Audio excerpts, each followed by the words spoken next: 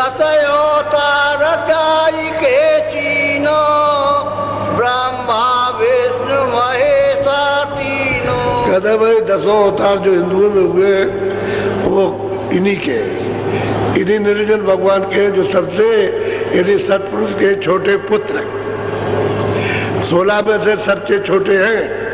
इनको 3 लोक का मतलब ये कि राजा बना दिया और तपस्या से जीवों को गिनती के ले लिया। यहाँ तो कोई गिनती नहीं है, लेकिन वहाँ से गिनती की मिली है। सूरतें गिनती की यहाँ मिली है, लेकिन यहाँ कोई गिन नहीं सकता।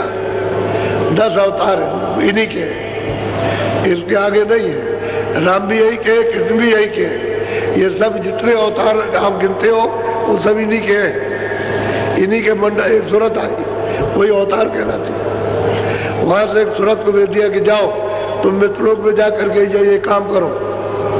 उन्होंने यहाँ करके काम कराया उन्हीं के।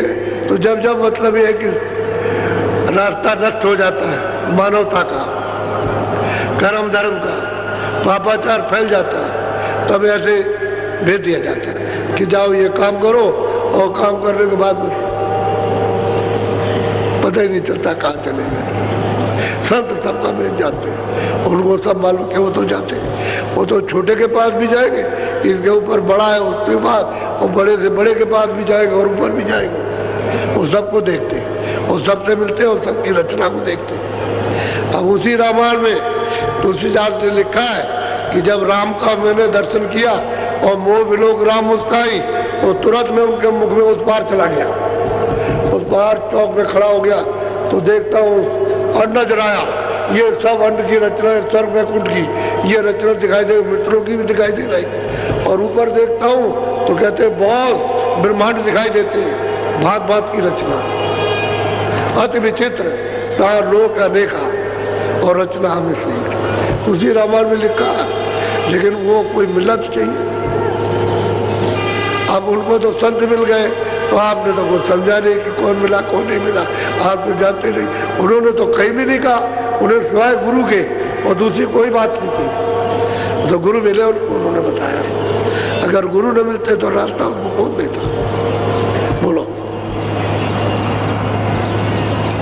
जिनने भाका वेद विचारा, जग में फैला काल पसारा। बस कहते हैं कि भाई उन्होंने तपस्या की, और मतलब ये है कि उन्होंने वेद लिखे और फिर उन्होंने उसका पसारा सबको सुना करके और सबको कर्म कांड का संदेशा दे करके दे दिया, अधिकार दे दिया, आप जो चाहो सो करो। अब उसी का हिसाब लेते देते रहते, बस यही है उनका काम। अब ये है उन्होंने वर्णन किया, लेकिन वो तो चुपचाप अलग बैठ गए।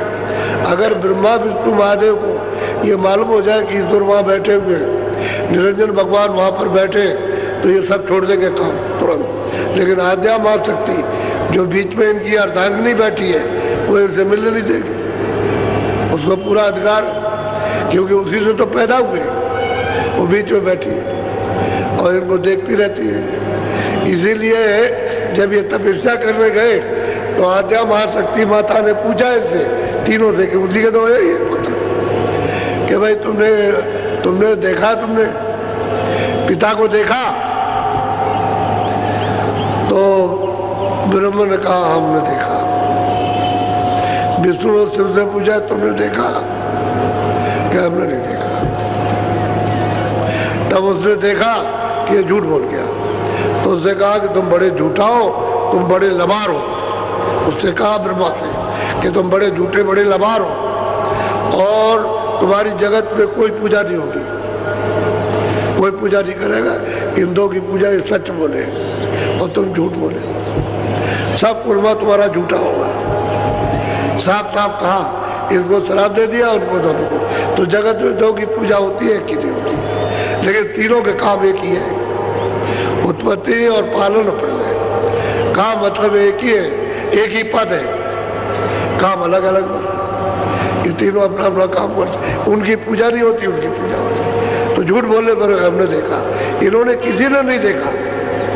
जो इनके निरंजन भगवान पिता है उनको इन्होंने नहीं देखा, तो बताओ वो क्या बताएंगे कि वहां पर है? जब इनको खुद नहीं, तभी तो कहते हैं ना ये थी और कुछ है हमको नहीं मालूम, और है जरूर कुछ, ये उन्होंने उसमें लिख दिया। तो यही पढ़ते रहिए और बात किसी की मत मानिए, इसी में फंसे रह जाइए। पहले ये बाहर की पूजाएं नहीं थी, साधना तो अंदर की थी पहले, लेकिन धीरे धीरे बाहर लोगों ने उतार दिया।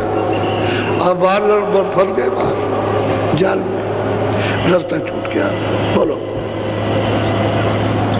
पूजा पत्री ने मयाचारा, देवन पूजा विधि समारा। बस कहते हैं पूजा पत्री ये रत्न होना पीना, ये फूल चढ़ाना, ये सब देवताओं की पुस्तकल सूरत बना करके और मतलब उसको पूजो भाई, ये पूछ, इसमें मतलब ये फंस गए। गोस्वामी जी महाराज कहते हैं इसमें फंस गए। अब वो कहते हैं कि भाई सीधे चलो घर, रास्ता तो तुम्हारे पास है, सीधे चले चलो।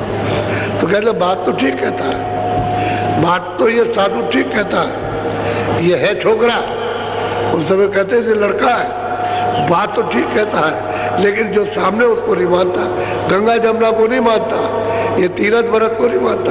बात कहता है कि है, वो तो कहता है अरे भाई ये सामने उसको माने, तब तो हम समझे नहीं नास्तिक है। तो उनको गोस्वामी जी को काशी के विद्वानों ने कहा ये नास्तिक है, नास्तिक नास्तिक, ऐसा डंडोरा पीटा था। पूरा युद्ध हुआ है, कोई मामूली बात है। महात्मा मतलब ये है कि जवाब देते हैं तो सच जवाब देते हैं, लेकिन युद्ध करती है अनजान जनता युद्ध करती है, लड़ाई करती है। बोलो।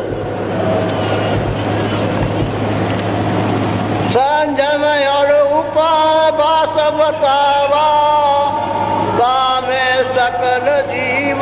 बस कहते हैं कि बाहर हमने संयम अंजम जो जिसको आया वो अपना बता दिया, सब जीव इसी में सब में फंसे। ये जो अंदर का रास्ता था, व्यास जी ने जब देखा कि ये बाहर मुख हो गए और अंतर्मुख इनका रास्ता बंद हो गया, तो उन्होंने ये बताने के लिए कि भाई अंदर चले जाएं, तो उन्होंने बड़ी बड़ी आदर्श पुरुषों की मूर्तियों की स्थापना जंगल में की, किसी कमरे शहर में नहीं, और कि जाओ वहाँ गांव से बाहर और जा करके ऐसे बैठ जाना, ऐसे, और अपनी आंखों को उनकी आंखों को मिलाना और एक टक होकर के देखते रहना, तो दृष्टि से दृष्टि हिले नहीं, उनकी आंखों पर अपनी दृष्टि ठहरी रहे, और रोके ना, बस वही आंख बंद कर लेना तो अंदर की आंख खुल जाएगी,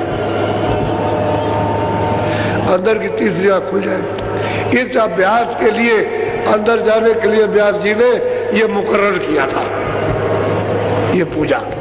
इस प्रकार की पूजा थी।